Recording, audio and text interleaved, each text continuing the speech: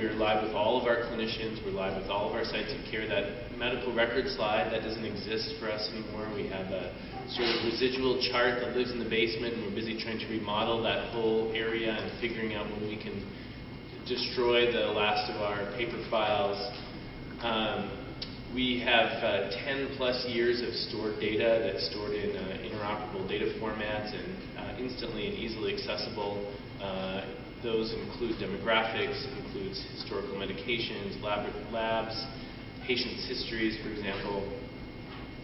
We've integrated more than 100 systems into a kind of single platform viewer tool. And these include all the features that you hear about for meaningful use. We're lucky to be interoperable with over 10 EHRs of other health systems in our state. That's over 70% of Minnesotans. So as a primary care physician in my clinic, I can be talking to a patient, they'll say, yeah, I just was in the ER at the hospital across the state, and it's a competitor for us. I can log into the computer, get their permission, and within seconds have downloaded the ER visit, the radiology results that patient had, their notes, any medications they were prescribed, and we can have a discussion right then and there in my room. We also have a live data exchange from our state immunization registry. We get medication history from our payers through e-prescribing, and we also get payer insurance formularies. And then we're interconnected with 20 state radiology systems.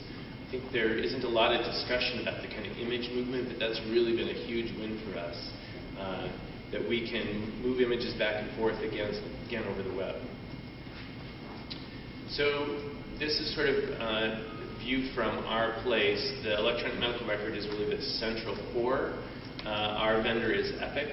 And we then interconnect all of these other systems across our campus and across our state into this central core, and worked hard to make sure that the data is a standardized format so that we can leverage that data across these multiple systems. This is how you might know us. For those of you that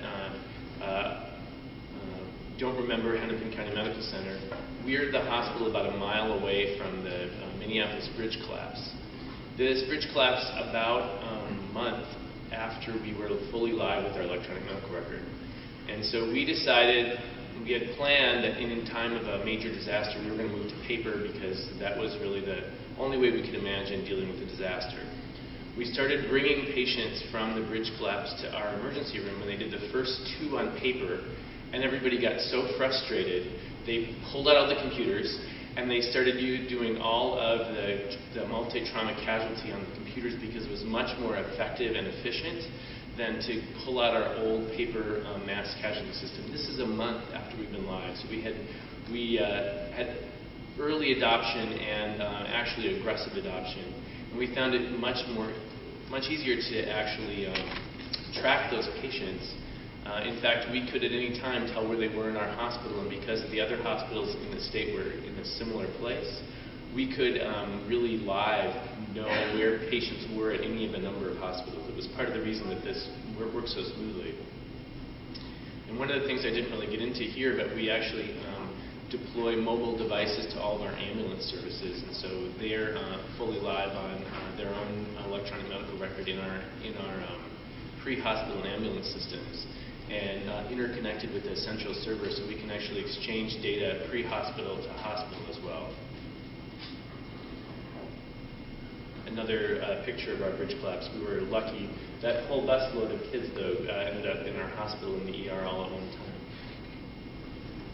So we are actually ready to submit for meaningful use. We were planning to do it this month, but if you've been following the Minnesota news, we had a state government shutdown, and it turns out we're submitting for Medicaid, which is administered by the state, and so we have to actually wait for the state government to turn its lights back on and get their submission acceptance ready. We're also ready to submit for over 2/3 of our eligible providers. And the rest that we have to submit for, we're really actually quite close with almost all of them. They're all e-prescribing, they're keeping problem lists, they're doing the things that we